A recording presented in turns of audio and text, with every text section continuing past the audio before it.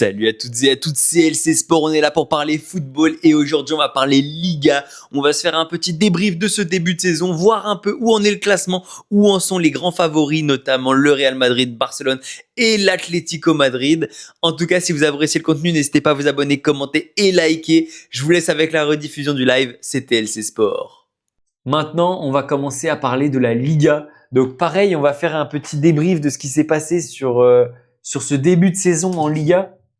Avec le trio de tête forcément, le trio de tête qu'on connaît avec l'Atlético, le Real et le Barça. Même si l'Atlético est quatrième, Villarreal pour moi font un bon début de saison mais vont s'écrouler derrière parce que c'est pas. Je pense que ils vont pas avoir les armes nécessaires pour tenir toute une saison comme le fait un Real Madrid ou un FC Barcelone. L'Atlético qui fait franchement un pas mauvais début de saison, ils sont qu'à 4 points de la première place. On a un podium, on a les 4 premiers qui sont très resserrés, 4 points pour les 4 premiers et surtout un duo de tête entre le Barça et le Real à un seul petit point. C'est sûr que ça nous annonce une saison qui va être exceptionnelle. Un Real porté par un Kylian Mbappé des plus grands jours, un Kylian Mbappé qui revient avec une forme exceptionnelle, qui est là, on le sait, en année de Coupe du Monde pour marquer les esprits. Il le veut continuer à essayer d'aller glaner des trophées avec le Real. Il a toujours pas eu de Ligue des Champions malheureusement, car le Paris Saint-Germain, heureusement pour nous, mais malheureusement pour lui a barré la route. Aujourd'hui, on sait que le début de saison du Real est compliqué. Le début de saison est compliqué parce que on a un nouveau coach, Xabi Alonso, qui n'arrive pas à, pour l'instant, mettre ses idées de jeu en place et qui en plus de ça est pollué par une ambiance de vestiaire parce qu'il a perdu une grande partie de son vestiaire, notamment Vinicius et de ça. Donc c'est vrai que c'est compliqué. Maintenant, moi c'est vrai que je reste confiant quand même. Le Real reste le Real, ils savent jouer les gros matchs, ils savent gagner les gros matchs. Et quand on voit un Kylian Mbappé avec cette forme en 13 buts et 3 passes décisives en 13 matchs, qu'est-ce que vous voulez que je vous dise? C'est juste pour moi le club qui peut aller chercher gros. Derrière, pour moi, je vais être beaucoup plus dur avec le FC Barcelone qui selon moi, va rien gagner cette saison et va s'écrouler. Pour moi, Lamine Yamal est très bon, il n'y a pas de souci là-dessus, ça reste un joueur exceptionnel. Maintenant, on sait que c'est un joueur qui peut-être se la pète un peu trop, qui peut-être provoque un peu trop et qui peut-être va, avec notamment sa pubalgie du début de saison, s'est enfermé dans un cercle où ça va être plus compliqué. Je suis impatient de voir s'il va être capable de rebondir, je suis impatient de voir s'il va être capable de proposer une deuxième partie de saison de haut niveau, mais j'émets quelques doutes. Donc franchement, à voir. Derrière très gros début de saison de Villarreal et du Betis, le Betis notamment emmené par Anthony, un Anthony qui fait vraiment qui revit depuis son départ de Manchester United, où il a vécu des années très compliquées, où vraiment ça a été plus le même joueur qu'il était à l'Ajax. À notifier aussi la saison très compliquée de Gérone. On le sait, il y a 2 ans, ils nous ont tous fait rêver en allant finir sur le podium de cette Liga et en faisant un parcours l'année dernière en Ligue des Champions sympathique. En tout cas, ça leur a permis de jouer la Ligue des Champions. Après, on le sait, c'est un peu les dégâts des clubs satellites comme ça. On sait que Gérone fait partie du City Group, comme Manchester City, comme Troyes, et que forcément, dès que des joueurs un peu pépites émergent dans ces clubs-là, ils sont voués à rejoindre la maison mère qui est Manchester City. Donc, c'est compliqué pour eux. Maintenant, j'espère pour eux qu'ils vont être capables de rebondir. Ils sont qu'à 3 points de la 14e place, donc ils ont encore à jouer. Et j'espère qu'ils vont réussir à sortir de cette zone rouge de la Liga pour aller chercher éventuellement une position plus haute. Du côté aussi des buteurs, moi le joueur qui m'impressionne en ce début de saison, c'est Julián Alvarez.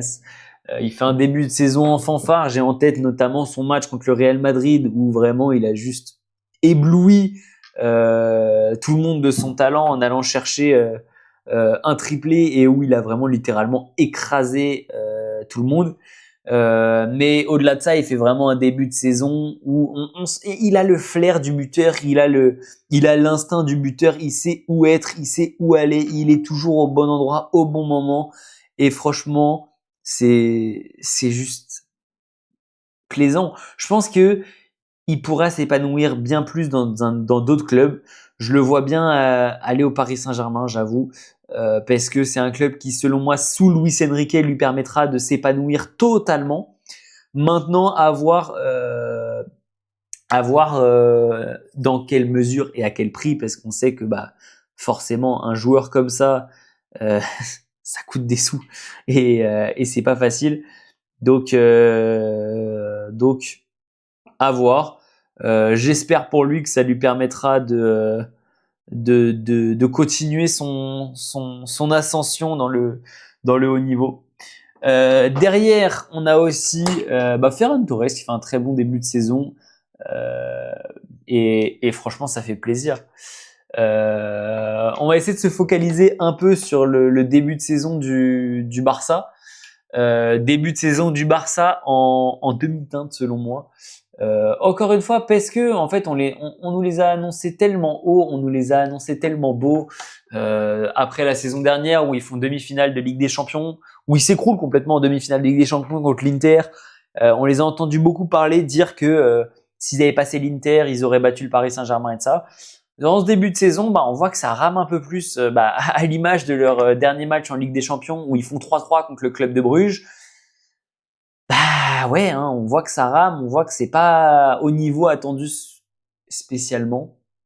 Maintenant, le Barça, c'est le Barça. Ils ont les effectifs et ils ont les joueurs pour aller chercher les gros matchs et des bons résultats.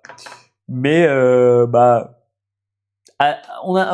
j'attends de voir comment ils vont réussir à continuer en championnat avec les blessures. On sait, ils ont un début de saison très compliqué. Rafinha s'est blessé, Lewandowski s'est blessé, Yamal s'est blessé. Mais j'attends de voir si les indicateurs vont réussir à repasser au vert et comment Lamine Yamal va gérer sa pubalgie et comment il va revenir à son meilleur niveau. Et voilà. Derrière, on a l'Atlético. Moi, j'avoue que l'Atlético, avec le retour d'un Antoine Griezmann qui revient bien, franchement, qui fait une saison encore une belle saison pour Antoine Griezmann. Maintenant, on le sait, forcément, ça va être compliqué pour Grizzy jusqu'à la fin de la saison. Mais il a quand même mis un doublé contre Levante et un but contre Séville.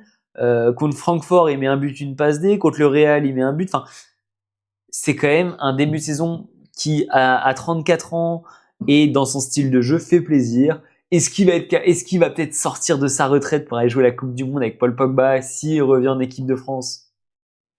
Je crois qu'on en rêve un peu tous en tant que Français. Maintenant, juste voir ce joueur s'épanouir et retrouver son niveau, ça fait déjà plaisir et c'est déjà exceptionnel. Maintenant, petit X sur l'Atlético, pareil, beaucoup de points laissés en route, des points bêtes, même s'ils sont sur une belle série de 4 victoires, de 5 victoires en Liga. Derrière, le nul contre Celta Vigo coûte cher, le nul contre Majorque coûte cher également, et le début de saison, surtout avec la défaite contre l'Espagnol Barcelone et les 2 nuls contre Elche et Alaves font très mal. Parce que sans ça, ils sont premiers aujourd'hui au championnat. Donc, à voir comment ils vont réussir à continuer cette saison et à rester sur les bons rails sur lesquels ils se sont mis et qu'ils vont être capables d'aller chercher le haut du classement. D'aller chercher surtout les deux mastodontes que sont le Real et le Barça. Seule la suite de la saison pourra nous le dire. Et enfin, le Real. Alors, en plus, j'ai pris une photo du Real contre Elche parce que pour moi, ça illustre très bien ce début de saison où on entend énormément les Madrilènes se plaindre, alors que franchement, moi de ce que je vois, l'arbitrage va quand même vachement dans leur sens. Si je peux me permettre, ce week-end, les 2 buts que marque le Real Madrid ne sont pas valables. Sur le premier but de Hussein, il y a main, il y a littéralement main de Bellingham, ça a jamais été regardé à la VAR, alors que franchement, c'est assez flagrant.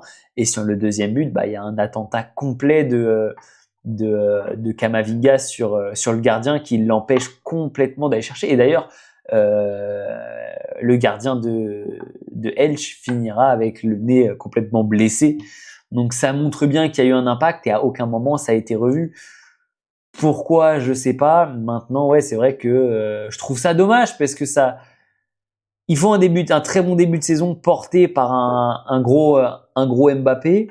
Même s'ils sont sur deux entre guillemets faux pas avec le match nul à Vallecano et le match nul à Elche, il reste quand même sur un très beau début de saison, hein, on va pas se le cacher. Mais il y a ces petites tâches qui entachent le tableau madrilène et qui fait que ils sont premiers avec seulement entre guillemets un point d'avance sur le Barça.